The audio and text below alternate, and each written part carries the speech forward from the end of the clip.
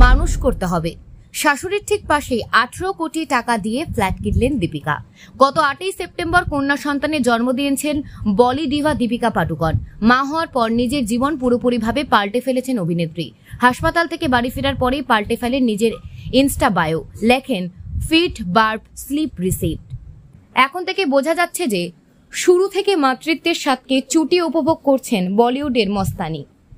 চলতি বছরের ফেব্রুয়ারিতে এই সুখবর ভাগ করে নিয়েছিলেন। তারপর জানা গিয়েছিল সন্তান আসার পর একটা লম্বা ছুটিতে যাবেন দীপিকা। খবর সূত্রে জানা যায় মার্চ 2025 অবধি চলবে অভিনেত্রীর ছুটি।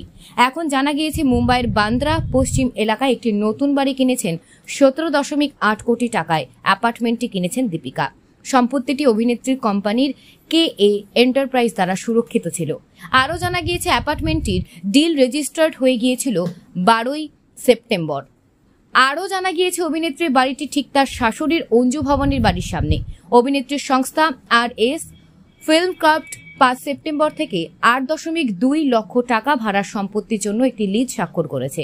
কিছুদিন আগেই জানা গিয়েছিল বান্দ্রা বাস স্ট্যান্ডের একটি 4তলা অ্যাপার্টমেন্ট কিনেছেন দিব্যির।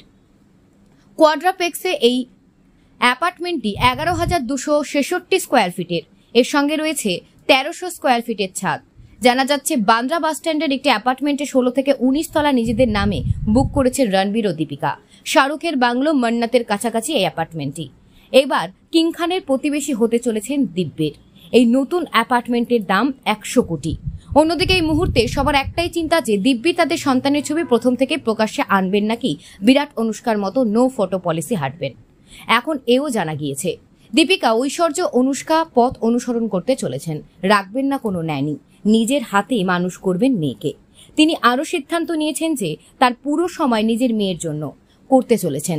রাখবেন না কোনো ন্যানি, নিজের হাতেই মানুষ করবেন মেয়েকে। তিনি আরও সিদ্ধান্ত নিয়েছেন যে তার পুরো সময় নিজের মেয়ের জন্য। কাজের দিকে দীপিকাকে শেষ দেখা গিয়েছিল কল্কিতে। খবর সূত্রে জানা যাচ্ছে মার্চ 2025 অবধি চলবে অভিনেত্রীর ছুটি কাটানোর পর সোজা কল্কি 2898 এডি ছবির শুটিং করবেন তিনি। এছাড়াও রণবীর দীপিকাকে ফের একসঙ্গে দেখা যাবে রোহিত শেট্টির সিংঘম এগেইন ছবিতে।